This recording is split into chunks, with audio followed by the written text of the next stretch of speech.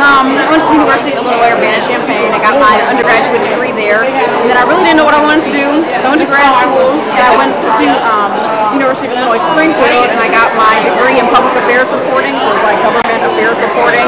Then I actually, after I graduated, I took a year off. I worked in state government, but it was still in my heart to be an advocate for the people, to be on television, and to just follow my career path and my goals.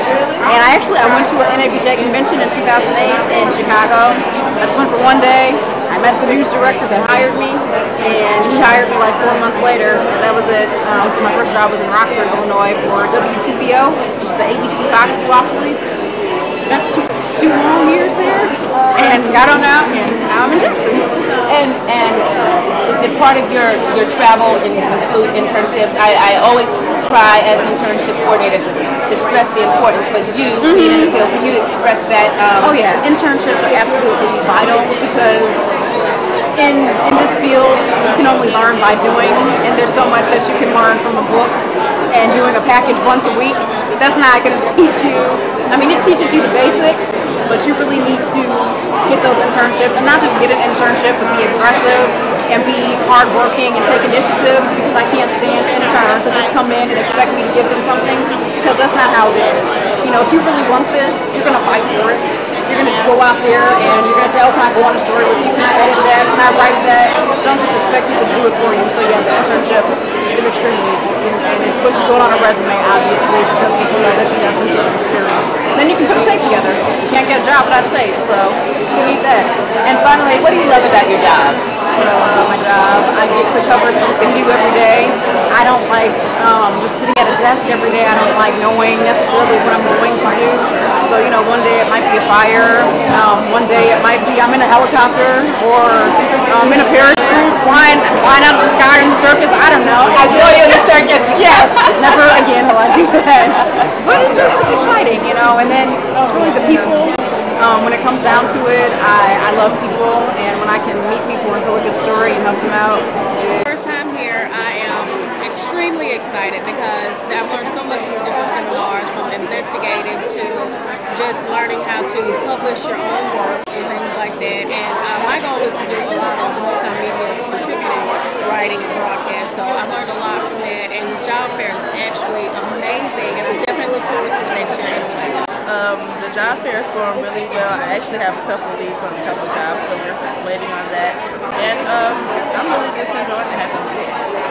It's been really great for me. I've actually been wanting to network, and that's been one of the greatest things about coming to NABJ. I've been coming for more than 20-something years, and to be able to see some old friends. I was afraid that many of the people that I grew up coming to this conference would not be here, but I was pleasantly surprised that some of them are still here. And now a friend of mine has a scrapbook, 20 plus years of us having attended this session, and I'm so anxious to see what I looked like 20 years ago.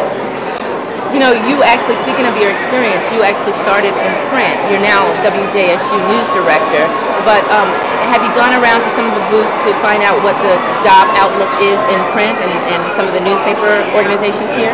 Yes, I have, and unfortunately I've been able to discern from some of the people that I've spoken to that there aren't as many jobs that I would like to see in this industry for those who are somewhat veterans. Many of them have left the profession, and unfortunately some are deciding to, fortunately some are deciding to try to come back in some other aspect of it. Many have gone into public relations. As far as the students are concerned, there are a lot of fellowships, internships, and that may lead to a job, and that is still encouraging. I think there's still a need for mainstream journalism, and I'd like to see more people get involved in it. And my job here is to network so that I can take back to Jackson State some of the ideas, some of the stories, some of the perhaps job opportunities that may be present for them, and that's what I'm aiming to do while I'm here at this job fair.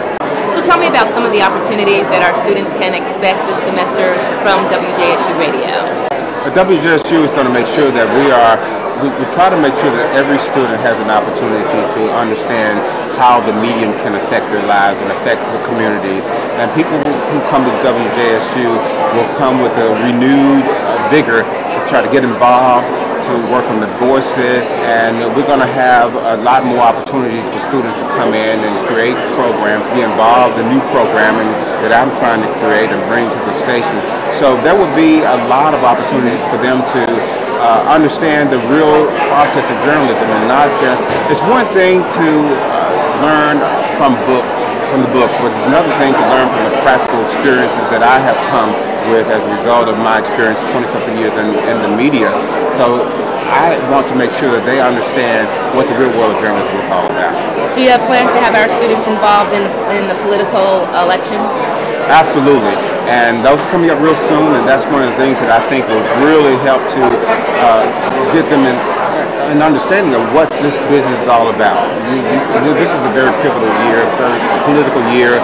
Every 4 years we have the presidential race, and so I want to make sure that we go out to these conventions so that they can see, talk to some of the constituents out there and find out who is actually going to be the movers and the shakers in the political process, and that they too can become part of the process and learn how to explain to the average listener what politics is all about, what journalism is all about, how these kinds of issues that we talk about every day, we see these politicians on TV, how they affect your lives.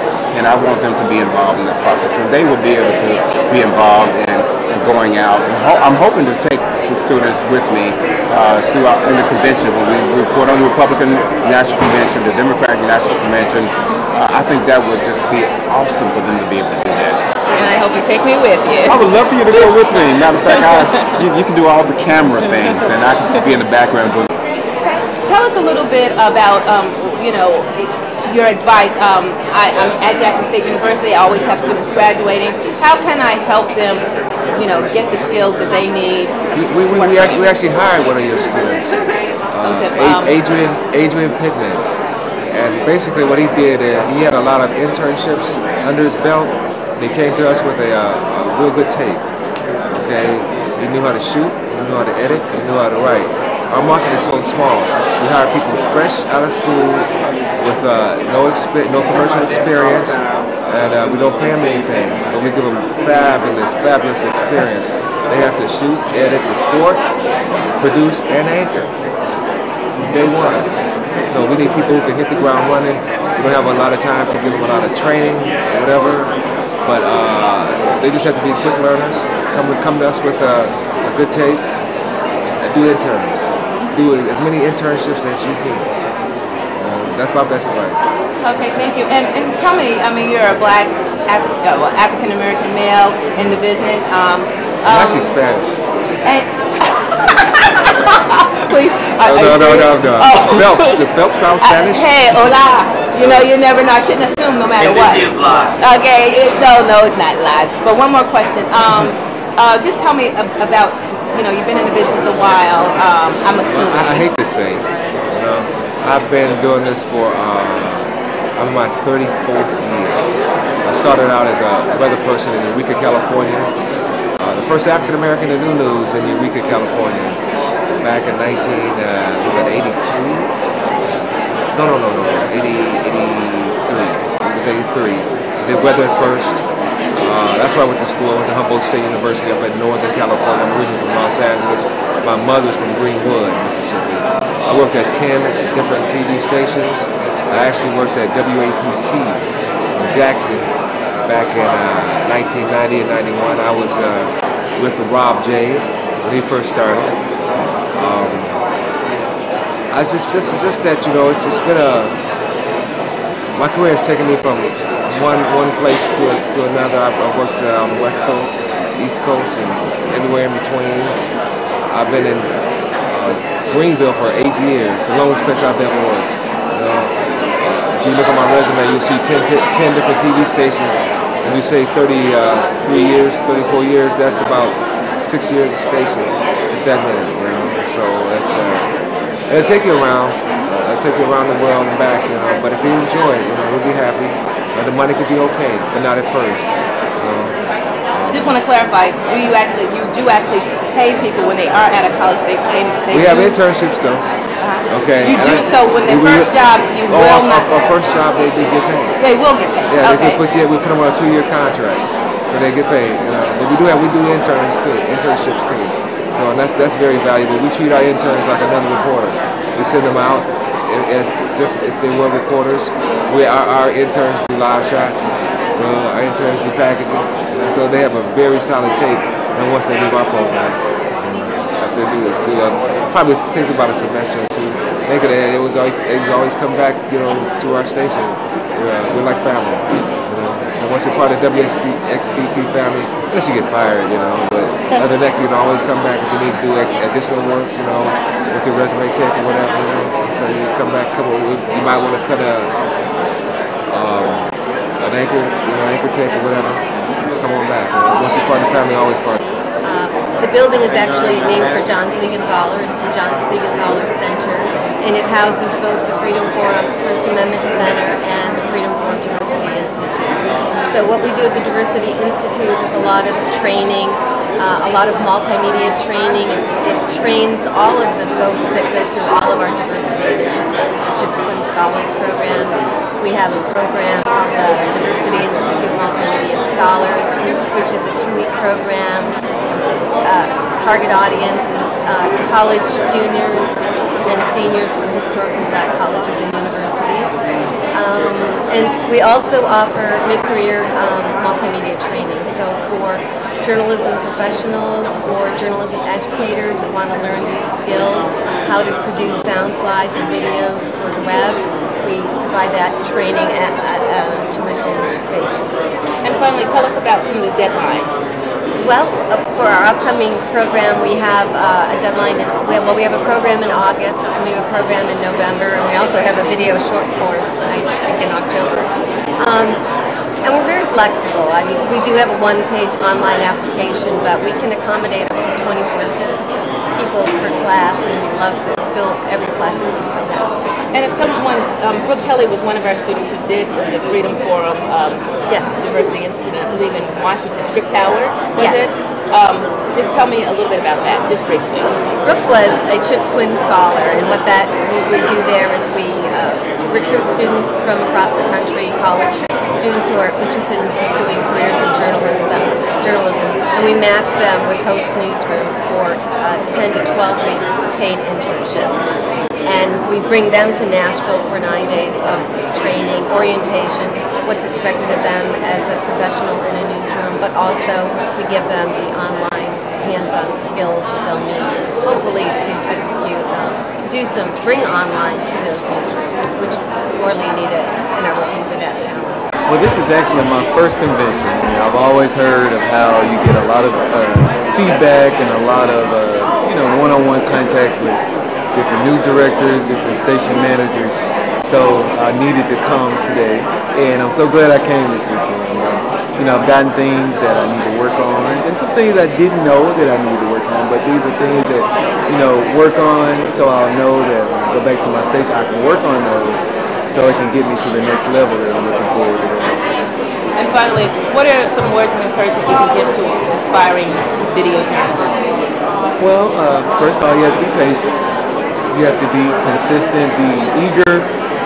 Internships are very, very important. Be sure that you intern not once, not twice. You have to set yourself above everybody. There are hundreds of tapes on news directors there, so you have to make sure that your tape is the one that makes it, that makes the cut. So I would say intern. Know the news, know news. Be sure you're reading the newspapers, watching the news, not just locally, nationally, but also internationally. Be sure to have a grasp of the English language. I'm Courtney Christopher Page, and I'm joined by a former colleague. I'm the former colleague, I guess I could say that. Paris Thomas from Fox 40 News. Me and Paris actually went together on the story when you first got to the station. Right. Well, Paris, seeing you at the NABJ convention, tell us a little bit about what you've experienced. Well, I've met a lot of people. I've passed out a lot of cards, shook a bunch of hands, and just got a lot of pointers and tips. So I'm just excited to be here. Okay, and originally you're from Arkansas, I believe? No, well, I'm not from Arkansas, but that was my latest move. Was from Arkansas. I actually worked at a station out there. Tell us a little bit about that market as compared to the Jackson market. Well, Little Rock market is actually a little bit larger than Jackson. It's market 56. I was just doing sports there. I was a sports multi. There wasn't very many opportunities to support, and that's what I ultimately wanted to do. So I had to, take a news job and go to lower market just to work my way back up to where I want to be. Okay, we've seen you do live shots with Fox 40, seen you in the studio, and you're getting better and better. And that just as a viewer and as a colleague as well. Great job what you're doing. Tell us a little bit about your passion that you really have, because we're here in front of the ESPN backdrop, and I think you're really interested in sports more so than news. Yes, I love sports. Sports is always exciting. There's always a story, different angles. There's even news sides to sports, so sports is where I want to be. And ultimately, ideally, if I can do basketball, that's what I do. But if I play football, NFL, or SEC, I'll take it. I just need to be at a game, Well, you're at a great station, Fox 40. It's a great station, to start out with. A lot of people start off in Jackson, and then to Memphis, and then Birmingham.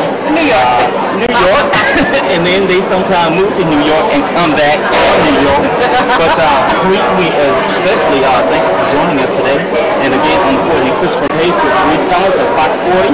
And we're here at the National Association of Black Journalists Convention here in New Orleans.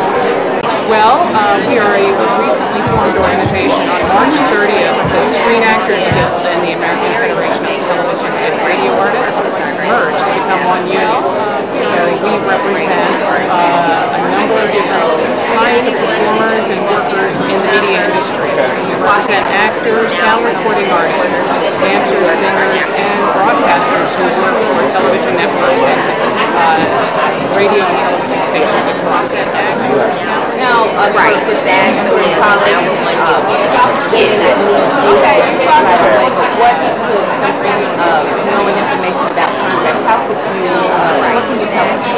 Well, we provide services to individuals who are working in the industry in the way of advocacy, advice, consultation with respect to employment agreements. So somebody who's just starting out especially might not be able to afford an attorney or might not be represented by an agent, but they receive a personal service contract and employment agreement.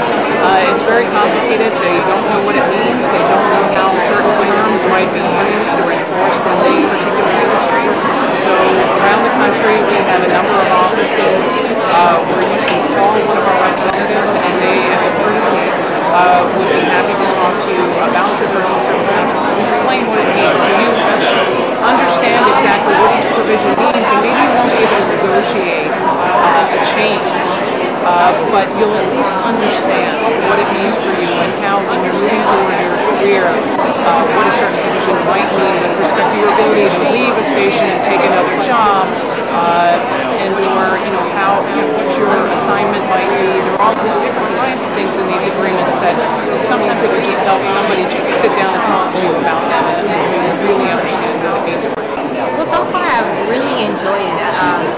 I have had the opportunity to come before, but didn't take advantage of it, maybe because of how far it was or something like that. So with it being too close, I think it's very important that people in Jackson and surrounding the neighbors make their way, here to New Orleans.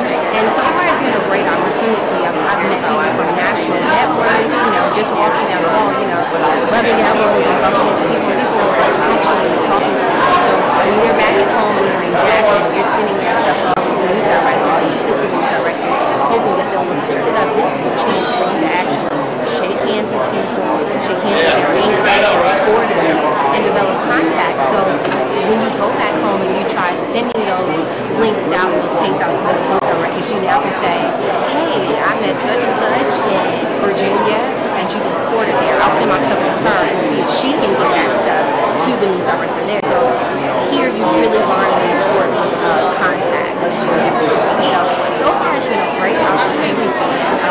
Happening right here. And finally, I met you when you were just getting out of school, and I'm in internship. Can you just speak about the importance of an internship? Just from an internship, how it's led you to what you're doing right now? Well, interning led me to my job. If I didn't intern, I don't think I would be at the Being here in just coming out of college, it's hard for people to have that vote of confidence in you. But when you intern, they begin to trust you. And once they're teaching you and leading you already, they're basically molding you into what they want you to be. And that's what news directors, that's what assistant news directors, they want you to give them their product. So when you're interning, you're able to learn their ropes, you're able to learn what they want as an organization, and then give it. So definitely, if I did an intern, I wouldn't have started producing, I wouldn't have started reporting. You know, I wouldn't be where I am. I would have had to start in a smaller market. So starting in a Jackson market is excellent because I can tell you all the reporters, all the anchors that have come through Jackson, they leap to huge stations right after they leave Jackson. So interns, especially in Jackson, because the news directors there don't mind hiring, you know, people out of college. And we have lots of aspiring journalists and multimedia production students at Jackson State University. Tell us a little bit about how your company could help them and what the procedure might be. Well, as I said earlier, we are probably the ideal company for students graduating from college to come and work for. We're made up mainly of small and medium markets. So we want to bring them in when they're done with college, start them in a market that really can nurture them and grow them and take in their new ideas and hopefully change our culture a little bit with their new ideas. And then, you know, keep them in our company and grow them from within. So you're at Jackson State. We own Biloxi, Mississippi, Hattiesburg, Mississippi, and Jackson, Mississippi. You're probably not going to start in Jackson, but you can start in Hattiesburg, work there, learn the ropes, get to know our culture, and then hopefully you like us, we like you, and you go to Jackson, and then maybe you want to go to Memphis or Louisville or Cincinnati or Cleveland. So I think we're for us, this is great to be here and see so many students because we are a company that hires straight out of school. You got to know what you're doing. You need to have, great multi-skills, not only in shooting and editing and writing, but also in multimedia because we understand that young people consume news very differently than I did. And in order to attract them to our news departments and attract them, frankly, to the product we produce as viewers, we need to be fully engaged in all the digital products. So I think your students need to really have a total multimedia understanding, and then they just need to be courageous and passionate. They need to really love news, be inquisitive, be hungry for information, want to know their communities. And we realize that they may go to a community they don't know, but if they really want to get to know their communities, that will really make for tremendous journalism and storytelling. Hi, I'm here with Charles Harris of the University of Florida College of Journalism. Welcome. Thank you. Tell us a little bit about your school first. Well, I'm with the College of Journalism at the University of Florida. We're about 2,400 students. We have opportunities in advertising, journalism, public relations, and telecommunications for students. My office works directly with our scholarship program, our career services component, assisting students in jobs and internships, and the multicultural affairs component. We're about 36% minority college, and we offer degrees from the bachelor's degrees up to the PhD. Okay, well, we do some good things at Jackson State University as well, but you were talking about the value of internships for students, the value of networking, being at a convention such as this. What are your thoughts?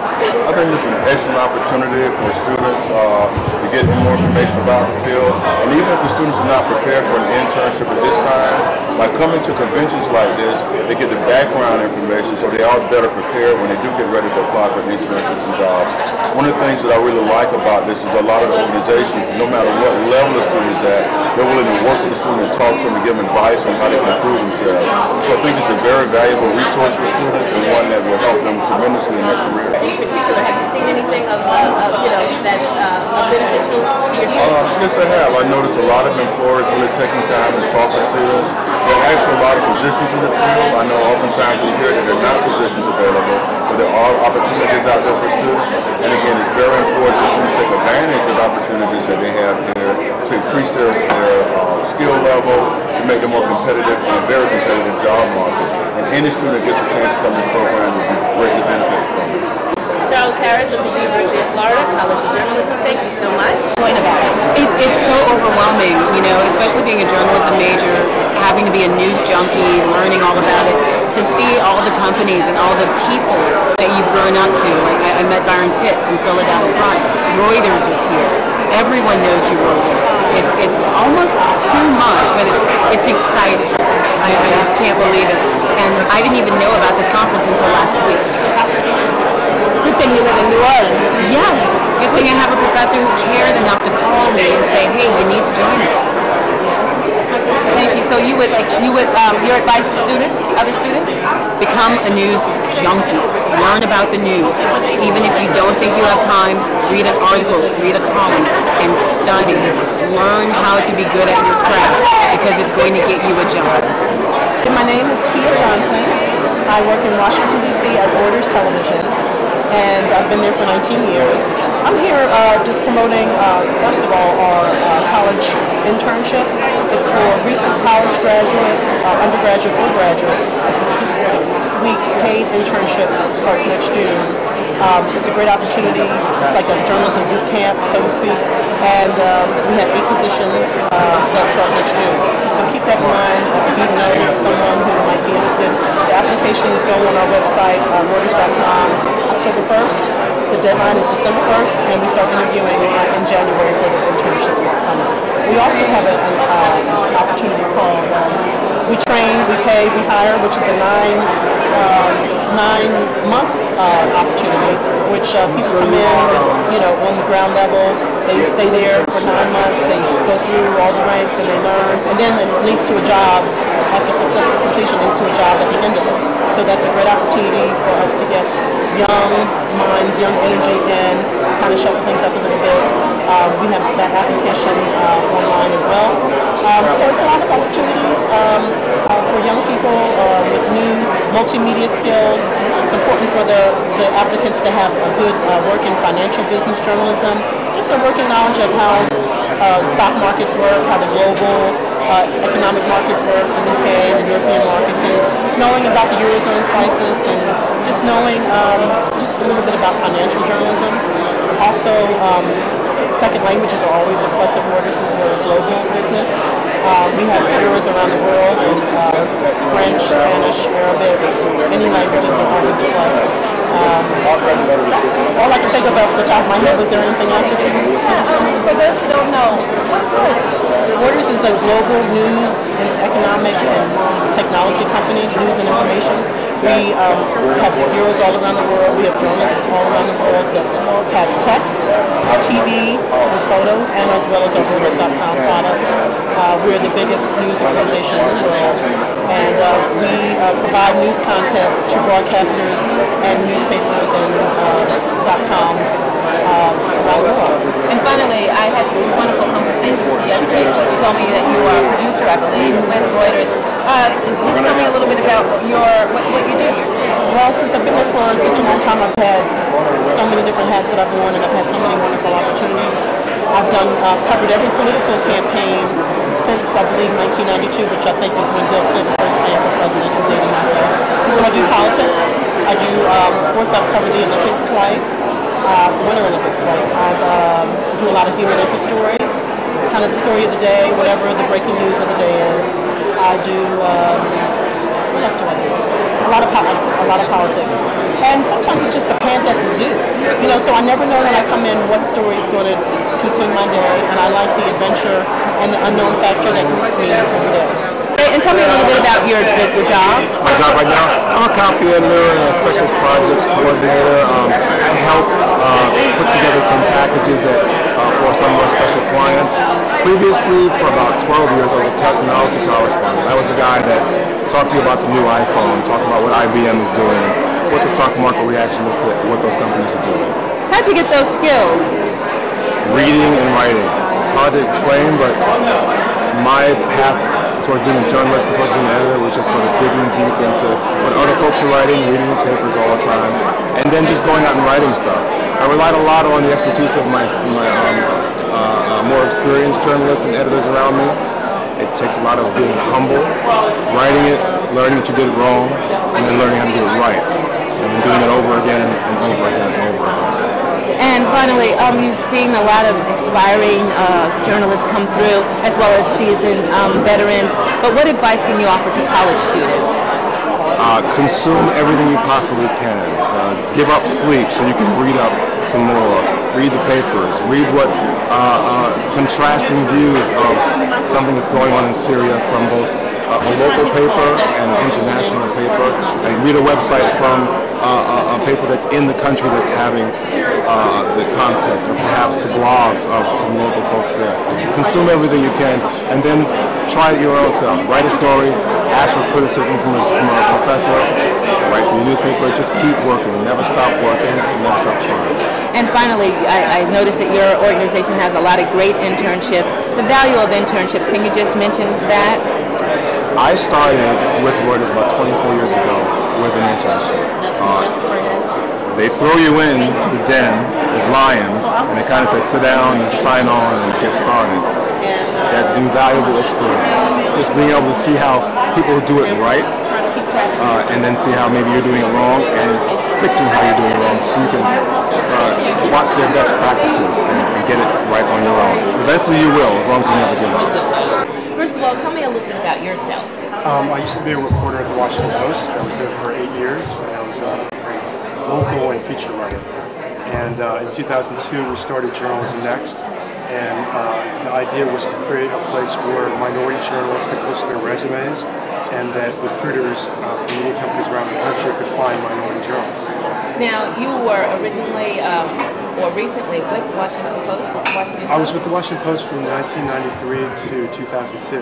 And then I would come to events like this and help them recruit. And I thought, well, there must be a way to do this sort of recruiting online. So we started Journalism Next in 2002. So what's the steps? Take me through. Well, if you're a journalist or an aspiring journalist, you can come to journalismnext.com and you can post your resume, you can put your reel on the line, on the site, you can put your clips, and then you can apply for jobs electronically on the site to jobs listed with us. How have you measured the success of journalismnext.com? Well, we have companies coming to us saying that they've found qualified minority candidates. And we have people coming up to us at our booth here saying, I got my first job through Journalism Next. So I think for us the success is just having more minority journalists applying for positions. Whether they get hired or not, just having these people at least apply for jobs to put them in the running to us is a success. Do you see a mix of on-air, behind the scenes? Who do you see applying? We see both of those. We see print people. We see people behind the camera, producers. We see online people. On-air people. But we also increasingly are seeing people who have online experience, who are bloggers, perhaps. They're multimedia specialists. These days, the most important thing is to have a multitude of skills. So you can be a broadcaster, you can be on air, you can cut your own tape, you can interview, you can be a one-man band, because that's what a lot of employers are looking for right now. So you were with the Washington Post, you started thinking about this. What were some of the challenges? Were you a little scared about starting your own media company in the beginning? Sure, it was definitely challenging, because when I first started it, I was also writing magazine stories for the Washington Post. So there'll be times where I'll be thinking about how to put together my articles, and the next hour I'm trying to figure out ad rates for our site. So, but it's been challenging, but in a good way. It's been stretching me, and I just feel like we're helping journalists of color, which is the most important thing. Thank you so much. Eric Dwee, founder of journalismnext.com. Tell us a little bit about what you do at ESPN. Okay, so I actually started off with the company as an intern 4 years ago. I feel old. I started off as an intern with radio. The great thing about ESPN, we have so many platforms and so many properties to allow people to navigate to find where their strengths are and where they're best identify it. So we started off with radio, transitioned into our digital sales and marketing piece. I'm in Chicago, Illinois, having a great time, loving working for the company, and excited about our commitment to diversity. Tell us a little bit about how ESPN started. Well, ESPN started in 1979 in Bristol, Connecticut. Everybody's like, why is it in Bristol, Connecticut? Why is it in Bristol, Connecticut? It originally started off as a program network that was specific to East Coast sports, and the machine just blew up from there.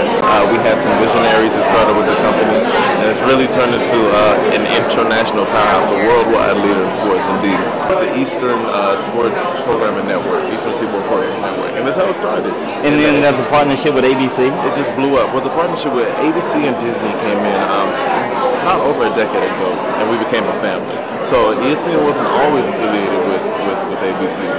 Okay. And then it's like you have a variety of networks, ESPN2. Sure. We have ESPN, ESPN2, ESPNU.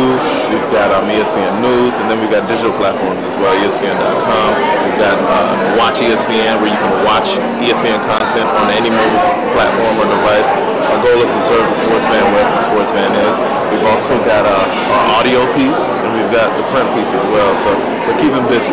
So those are the things that we can see on ESPN.com. Sure, on ESPN.com you'll see a lot of our content from TV will live on ESPN.com. We'll house a lot of our live video there. And you can also now watch ESPN, depending on who your cable service provider is, stream ESPN content live on your mobile device, on your tablet, or on your personal computer. And then this is like continuously updated, right? And it just instantly, you know, it doesn't stop. On the web. It does not stop. Yeah, it lives on the web. And I mean, our goal again is to serve the sports fan wherever the sports fan might be, and to give them exactly what they want. And we're hoping to get better at that every day.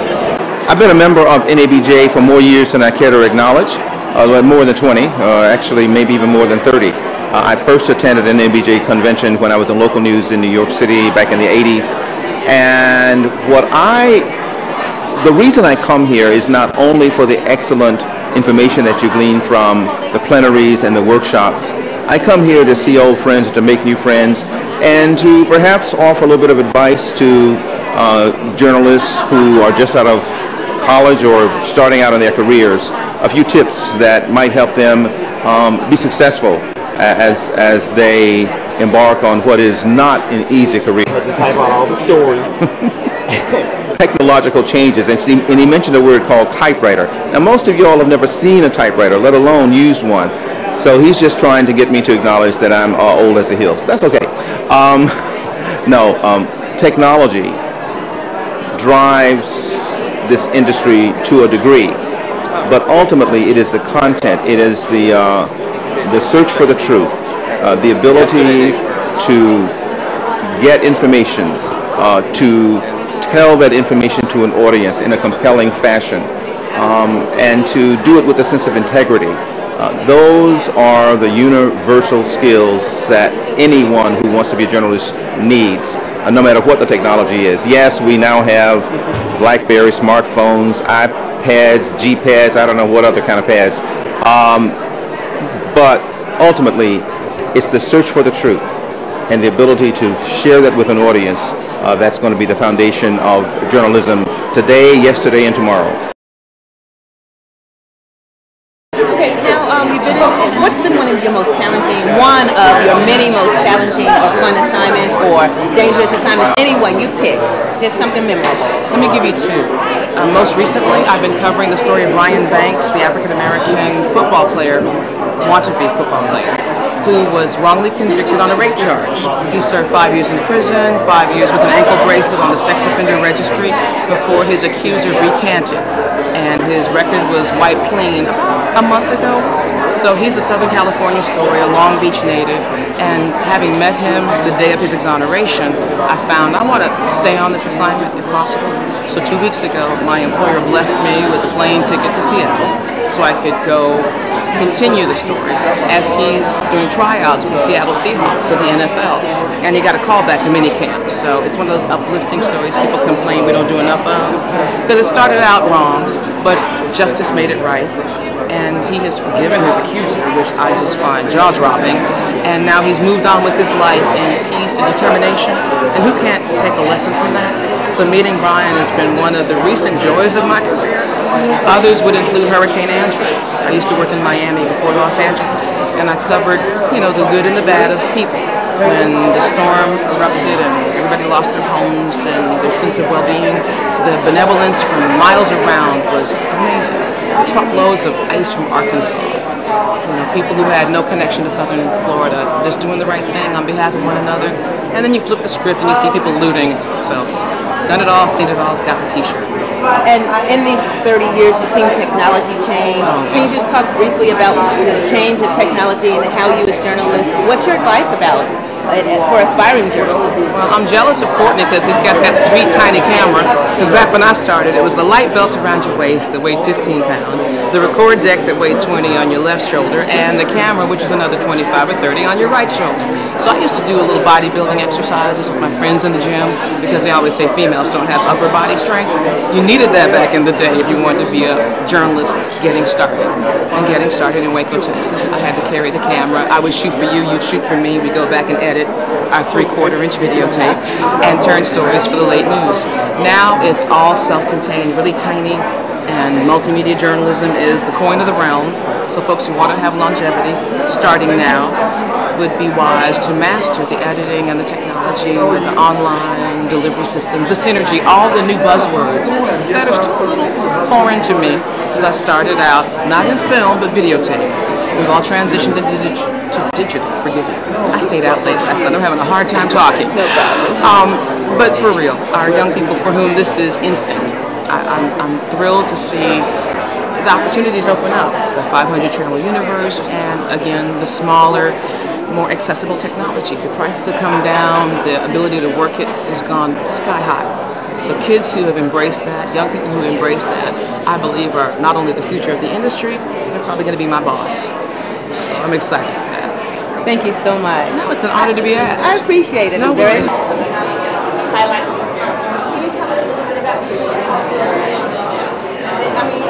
Well, the NABJ convention here in New Orleans is wrapping up. There's been so much to see. There have been plenty of sights and sounds, lots of networking. And I'm going to bring in one of my best correspondents with JSU TV22, Student News Director Courtney Page. Courtney, hasn't this been a wonderful event for everybody involved? It's been a great opportunity, and thank you so much for inviting me because this is the first year I've decided to attend, and you know, it's all because of persistence. And just like one of the interviewees that we talked to earlier, I believe that was Julia Fuller, she was telling us about the fact that sometimes your professors have to motivate you to come in and you know, take part in this. And this is a great opportunity. We've had you know, Kathy Thompson has been here, the recent NABJ president. We've seen Stephanie Maxwell, Alan Brown, Reese Thomas, Katina Rankin. I mean, I've seen some of our most recent alumni who were here 10 and 20 years ago. We've had L.A. Warren, the WJSU News Director, and I just think it's been wonderful. We've had at least half a dozen students with Jackson State University Department of Mass Communications be here. That was really heartwarming. I mean, you cannot beat it. This is like one-stop shopping, as was mentioned earlier, and it's just an opportunity to figure out where you're going, where you want to go. There are so many people that they can't help you now, they can help you later, and I think that everybody should try to make it, if not to this convention, to some journalistic organization convention where you can meet those who've already been where you are, or will help you get to where you want to go. And it's not only a thing about dropping off your resume and having a critique, which that is very important because we've had experts from ABC News, NBC Universal, CBS News. Randall Kingston was here from CBS News, and we got a chance to talk to just a little while ago. That's right. But it's also, we've had so many valuable workshops that are here. That's right. I mean, you know, the art of the art of the live shot, that's one of the last that I'm going to go because I hope to bring back some pointers to the students. There's been negotiation workshops. There's been Google Digital, the future of journalism. I know that you covered the Trayvon Martin family. They were here. You got a chance to be in that press conference. Do that. I mean, you know, and it's thanks to the opportunities here at Jackson State University. You know, I came back in, you know, a traditional student, and since that particular time, I've gotten a chance to, you know, with working for one of the local stations, you know, in Jackson, and as well as Jackson State University, JSU 22, my favorite station. You know, got a chance to actually, you know, go to the Trayvon Valley in Yazoo City. Got a chance to actually interview, and it's on our YouTube site. You know, Benjamin Crump, the attorney, when he spoke with us about that. And now we're here in New Orleans, and you know, got a chance the other day, the Fox station, Fox 8, got a chance to interview me, and you know, that was a great opportunity. And they asked the press about what's going on and what's our coverage. What are our thoughts about covering the Trayvon Martin case? And that was just a thrill for me, you know. So I think that, you know, that says it all. There's so much to do. It helps you with your career. The NABJ organization was started years ago with over 20 founders, and I think they also had a gala honoring some of them. One of them lives in Jackson, Bill Gilday, first black general manager in the country at WOBT. We wrote the train down with him, with him and his wife. And he was one of our pioneers last year. That's right. Yeah. So again, you don't know when you're going to meet someone. You don't know who's going to help you, but everybody is a contact and proven otherwise. So we really encourage you to watch this video or you know, line up some of the folks that have been here so you can get a little bit more information. And it's been 29 years since the NABJ has been here in New Orleans. And where's the next trip? Hey, we're going to Disney World. So we look forward to that. You know, they had a big gala the other night and the teddy bear. American Idol. Ruben Studdard. He was swooning everybody that night. And also we also covered while we were here, you know, just to plug out for us, Vice President Joe Biden. Can't forget about the Vice President. And Melanie Fiona. And we're going to have that. Right, Fiona, okay. Right. So She's my favorite. There was lots of them. Then they had some great sports pioneers that were honored this last night, the other night. And that was wonderful. Avery Johnson, former coach of the Dallas Mavericks, as well as I believe Eddie Washington. Yes, many local New Orleans greats were honored. And the presentation, it was a great presentation. I did not think that a sports presentation would be that insightful. Yes. And I'm not a big sports fan or a big sports fanatic, but I learned so much about Louisiana sports just by those pioneers being here. Right, and that's a part of the task force that they have. And they painted that picture. Yes, so it's a wonderful opportunity. Can't wait to find out who the honorees are for next year, as well as all the other wonderful task force. It doesn't stop here with the convention. You know, if you haven't gotten the email addresses for some of the websites and web addresses and Twitter and Facebook accounts of some of the journalists, we'll put them on our website.